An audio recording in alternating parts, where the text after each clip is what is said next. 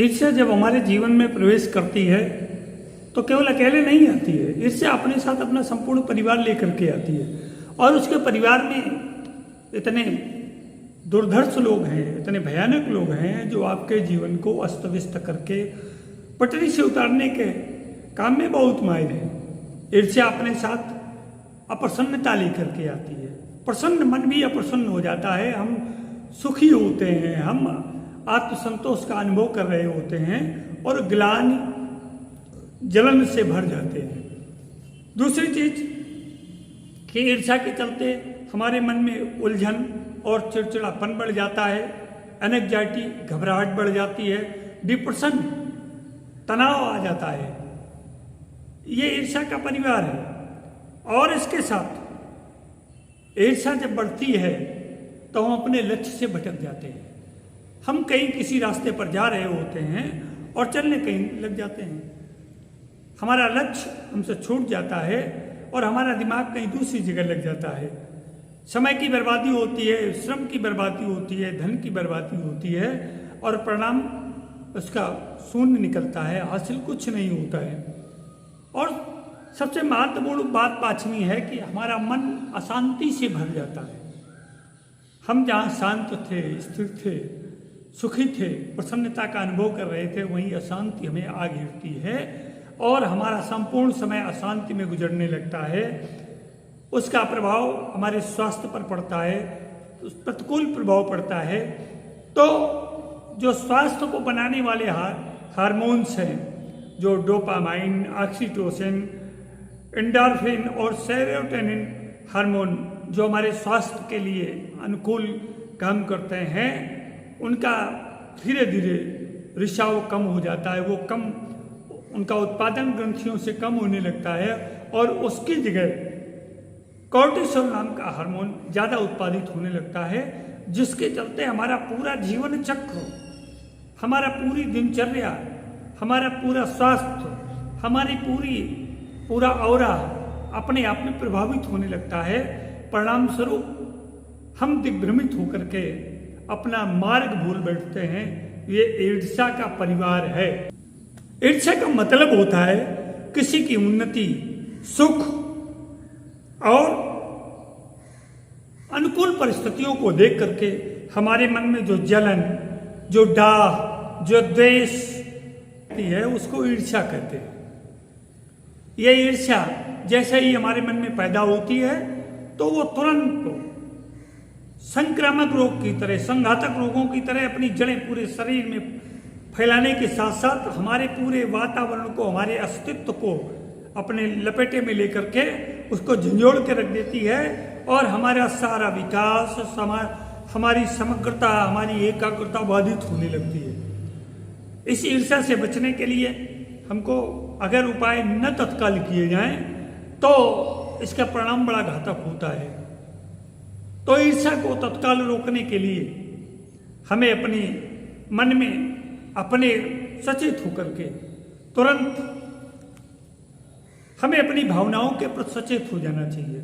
हमें अपनी भावनाओं पर नियंत्रण रखना चाहिए और हमें मेडिटेशन, सुबह जल्दी उठ करके हल्के फुल्के व्यायाम, एक्सरसाइज जैसी आदतों पर ध्यान देना चाहिए और अपने रूटीन को, दिनचर्या को एक योजनाबद्ध तरीके से हमारे दिन की दिनचर्या सुनिश्चित करनी चाहिए।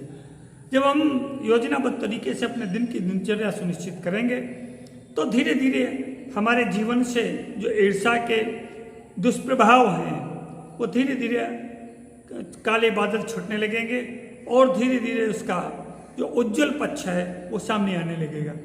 हार्मोनल डिस्टर्बेंस जो हमारे शरीर में इस विद्वेष के कारण बढ़ता है तो उसका परिणाम सबसे घातक ये होता है कि हमारा जो स्वास्थ्य जब बिगड़ता है तो स्वास्थ्य के साथ साथ हमारी तमाम प्रतिकूलताएं अपने आप आती चली जाती हैं।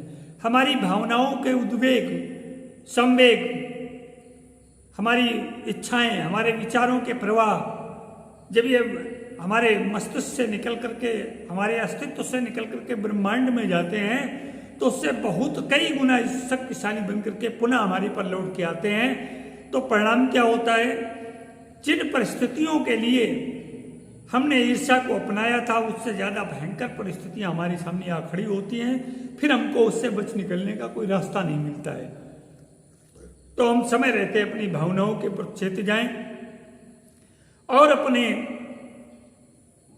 किसी भी समय, दिन में, प्रातः, सायं, जब भी हमको समय मिले आंख बंद करके 2 मिनट के लिए बैठ जाएं और अपने मन को स्थिर करने का प्रयास करें और अपने आप जीवन से कहें, I like you, I love you, I respect you, God bless me, I love you, I like you, I respect you, God bless me, I like you, I love you, I respect you, God bless me.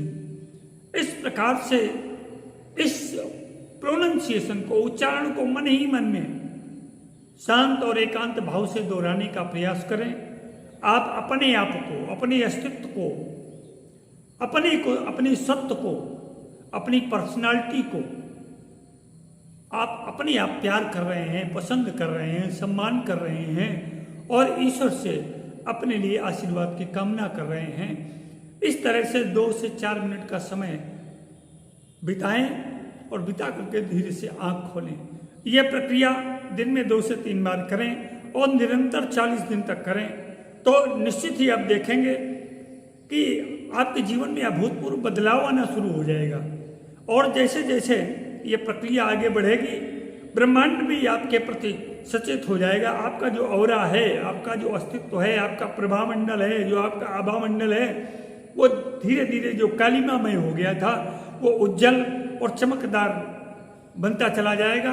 आपके अंदर आत्मविश्वास बढ़ता चला जाएगा। आपके अंदर तमाम तरह की विद्वेष, जलन और डाह की जो भावनाएं थी कम होती चली जाएंगी और आपके अंदर स्वयं में प्रेम पैदा होगा, दूसरों के प्रति भी प्रेम पैदा होगा। इसका अगला चरण है कि ईर्ष्या के बजाय उसे स्वीकारिए। जिस व्यक्ति, स्थिति और समय के प्रति आप ईर्ष्या कर रहे हैं उसको स्वीकारिए, उससे दूर भागने का प्रयास मत करिए, उसको दुत्कारिए नहीं। अगला तीसरा स्टेप है, तुलना और प्रतिस्पर्धा दोनों में बहुत अंतर होता है। तुलना 2 व्यक्तियों, परिस्थितियों, समय के बीच में होती है और प्रतिस्पर्धा बाजार में होती है। तो प्रतिस्पर्धा और तुलना में बहुत अंतर होता है, इसको समझने का प्रयास करें। आप ना किसी से प्रतिस्पर्धा करें और ना ही किसी से तुलना करें।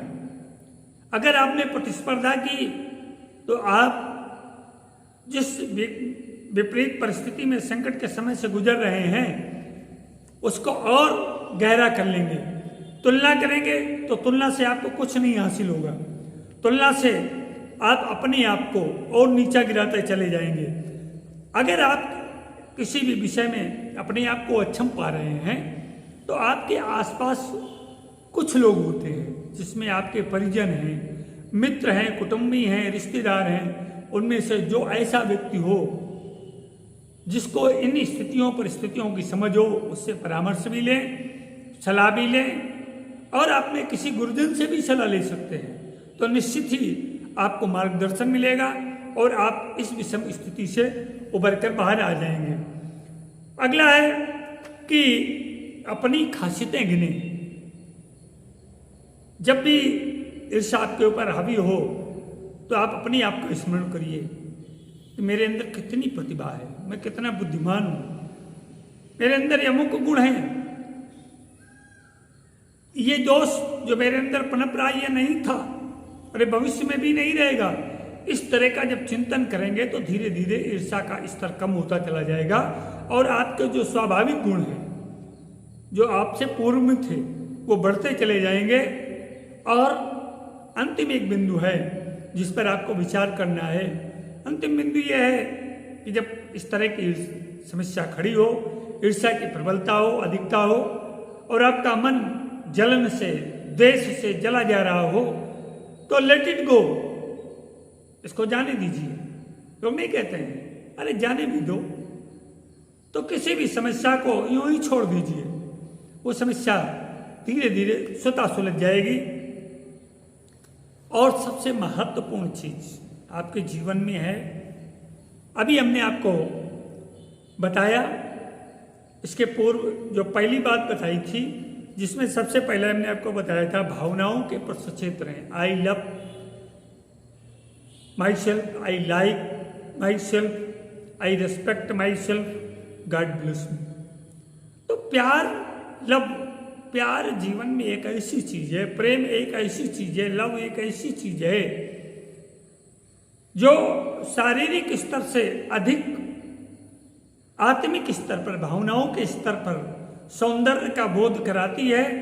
और ये सौंदर्य बोध ही आत्मिक अनुभव का, अपनेपन के अनुभव का, अपने सत्व के, अपने स्वाभिमान के बोध का एक ऐसा बिंदु है जिस बिंदु पर पहुंच करके आप उस वातावरण में घुल मिल जाते हैं जहां पर आपके और उसके बीच में कोई दूसरा नहीं होता है।